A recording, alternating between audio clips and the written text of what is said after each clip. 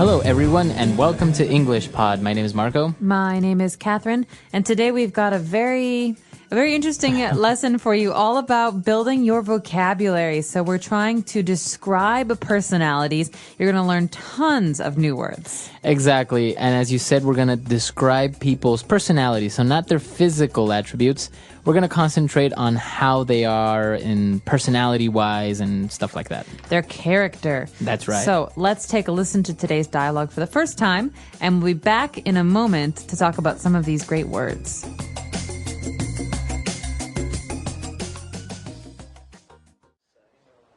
Okay, class, settle down. I have the results of your individual personality tests. I am going to hand them out, and if you'd like, you can read them out loud to the rest of the class. I'll read mine. Okay, go ahead. It says here that I am adventurous, outgoing, and easygoing. It says that I'm a little superstitious and occasionally naive. That's not true. Well, the test isn't 100% accurate. Is that all it says? No. It also says that I'm open-minded with great ambition, but that I can also be reckless and clumsy. This is stupid. Okay. Anyone else want to read theirs? I'll go. It says that I'm an extroverted, well-balanced person. It says I am generous, outspoken, and very diligent. This is so true. It also says that I am a magnanimous, eloquent, and daring. This is totally me. Whatever. These tests are baloney.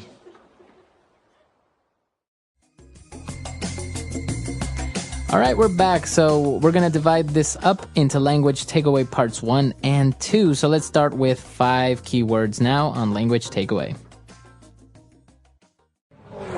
Language takeaway. The first adjective that came up was adventurous and outgoing. Outgoing, that's a good one.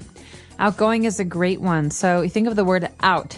That means moving out, going out. Outgoing means someone is very comfortable talking to strangers or talking to people that they don't know very well. For example, my brother is very outgoing. He loves meeting new people. He loves starting conversations with strangers. So the opposite would be shy. That's right. right. The opposite. Okay, so outgoing. And then it also described this person as being a little superstitious. Okay, superstitious is very interesting because it's hard to describe since everyone's superstitions are different. In many cultures, there are different superstitions. So, for example, in America, we say that walking under a ladder is bad luck. Okay, or opening an umbrella inside is bad luck. So if you believe that your actions will bring you bad luck, you're probably superstitious. Okay, very good. So if you are superstitious, you believe in superstitions. That's right. So, Marco, are you superstitious? Do you No. think that black cats bring bad luck? No, not at all. No. No. Interesting. All right. And this is also an interesting word, a way to describe people who are very believing, a person that is naive. Okay, you said this already. Naive means that someone generally believes most things that you tell them. Right. So if I told you, Marco, hey, did you know that it's supposed to rain frogs tomorrow? No way. Really? Yeah, really. Oh, no. If Marco believes me, he's naive. Right. That means that, probably not going to rain frogs tomorrow, but he believes everything I say. So he's a little bit naive or inexperienced. So naive is not really a bad way of describing a person, is it? No, but it can be. So you want to be careful. Some people, if you say that they're being naive, it's offensive. So you have to be careful when you say this. Okay. Moving on, we also had an interesting adjective that described another person, and it was to be reckless. I can also be reckless. Reckless. Okay, so someone who is reckless often does things without thinking, sometimes things that are dangerous. For example, Marco, I think that driving a car without wearing your seatbelt is very reckless. Okay, that means that you're not thinking about safety. Right. So a person that is reckless is kind of a synonym of being a little bit dangerous to be around. That's right. Or someone who does things without thinking about their consequences, their results. Okay. And also, along with reckless, the test said that this person was clumsy. Oh, I love this word. There was a very famous commercial when I was growing up in America on the television. It was all about young students at high school who are clumsy, and so they should buy this special folder for their schoolwork to help them because they're so clumsy. And they're dropping their papers and their books. Exactly. So someone who is clumsy often falls down or hits their head or trips or drops their things. If I drop something on the floor and break it, my mother might say, "You're so clumsy. Clumsy You fingers. should be more careful." Yeah. So clumsy, is this insulting if you say, "Oh, you're so clumsy"? No, it's not so bad. Okay. There are worse things to say. But if someone often drops things, you can call them clumsy. Or you can also say, "You're such a butterfingers." Butterfingers. That means that your fingers are like butter. They're very slippery. You drop everything. Okay. So clumsy and reckless, they are negative adjectives, right? They're saying that you do things wrong. So it's not really a good thing to be reckless or clumsy. No, it's not really a good thing. These are not positive characteristics. Okay, good. So we took a look at those 5, which are very good about one of the people that took the test. Let's move on now to more language and more adjectives on Language Takeaway Part 2. Language takeaway. All right, so in this part, we're going to take a look at positive attributes about a person, right? They're all good things about someone. That's right. And this first one is very good. Extroverted. Extroverted. A person that's extroverted. So a synonym of this word is outgoing. Okay, so it's pretty much the same thing. That's right, because extro means going out. Out. So in this case, someone who is extroverted often meets new people, goes out and does social things, goes to the movies, goes out with friends, meets strangers, talks to strangers. Again, it's like being outgoing, someone who's comfortable with new people. And what about the opposite? So we said that shy is the opposite of outgoing. What would be the opposite for extroverted? Extroverted's opposite is introverted. Intro means in, not Okay. out. So that means someone who's very shy, who is uncomfortable with new people. Okay. And, well, apart from being extroverted, the test also said that this person is very diligent. Ooh, diligent is a great word. This is a word you want to hear from your teachers and your bosses. Okay, if someone says, "Marco, you are very diligent at work," What does that it mean? means you're very careful. You always do things very thoroughly. And also quickly, right? When you tell them to do something, they do it immediately. That's right. So a diligent worker always does a good job and does it in a timely manner. Okay.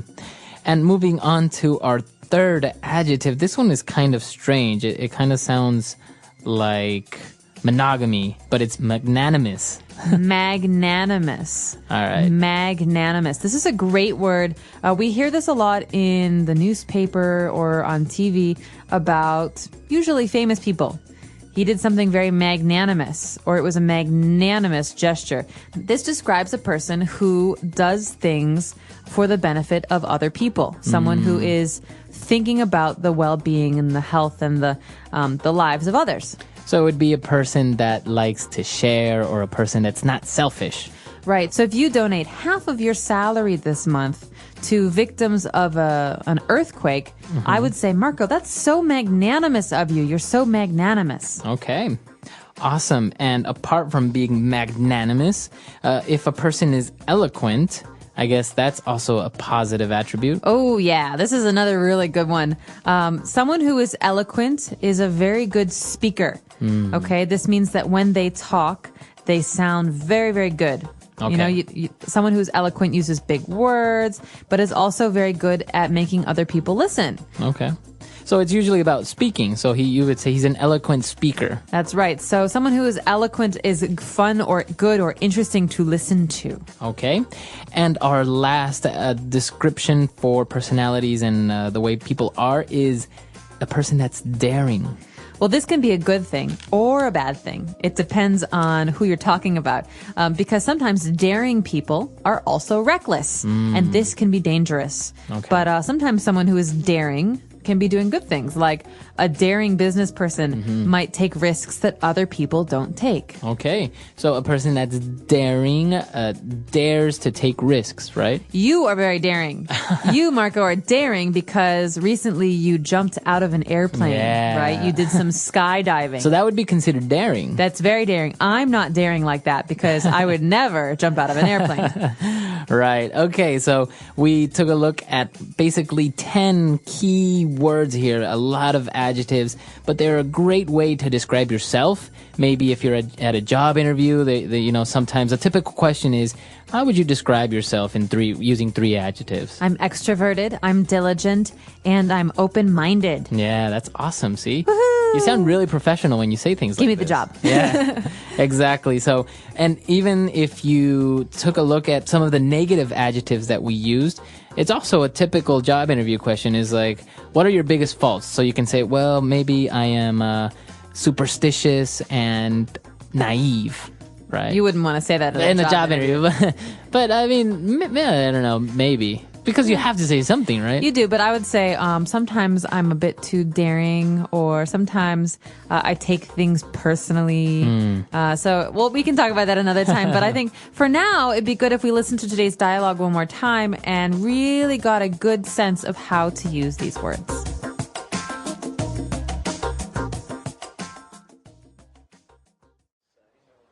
Okay, class, settle down. I have the results of your individual personality tests. I am going to hand them out, and if you'd like, you can read them out loud to the rest of the class. I'll read mine. Okay, go ahead.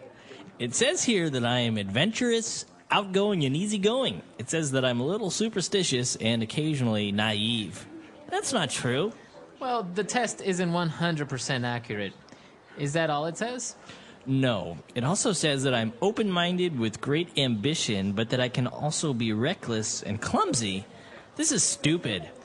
Okay. Anyone else want to read theirs? I'll go. It says that I'm an extroverted, well-balanced person. It says I am generous, outspoken, and very diligent. This is so true. It also says that I am a magnanimous, eloquent, and daring. This is totally me. Whatever. These tests are baloney.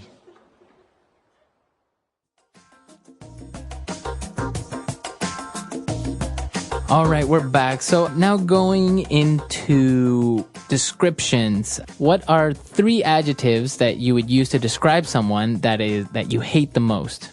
So going back to describing people, how would you describe one of the main things that really irritate you about someone? Maybe if they are clumsy, it really bothers you that people are clumsy, or reckless maybe.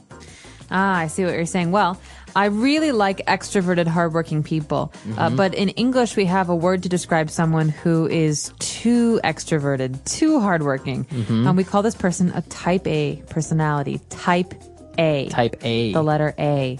And this means someone who works very, very hard, who is very, very serious, but who's always anxious, always needs to get things done, right? And so these people can be very hard to work with because they're controlling and they're never calm. So right? they're not easygoing. No, they're not easygoing. They always want to do what they want to do. They're usually not very good listeners. And so this type A personality is something that I would say I'm not a big fan of at work or even when we're going out because, with friends, it's hard to be around someone who always has to control you. This is very interesting. And I'm sure our listeners have a lot of different ways to describe things that irritate them, maybe about people, or maybe attributes that they really admire about someone. That's right. And I want to give everybody a little bit of homework today. Go home, or if you're at home, look up a word in the dictionary that describes yourself. Yeah, An that's a good one. adjective to describe yourself. I think this is a really good homework assignment because you'll be improving your vocabulary, and then put it on our website, Englishpod.com. Let us know more about you. Okay, we'll see everyone there. Bye, everyone. Bye.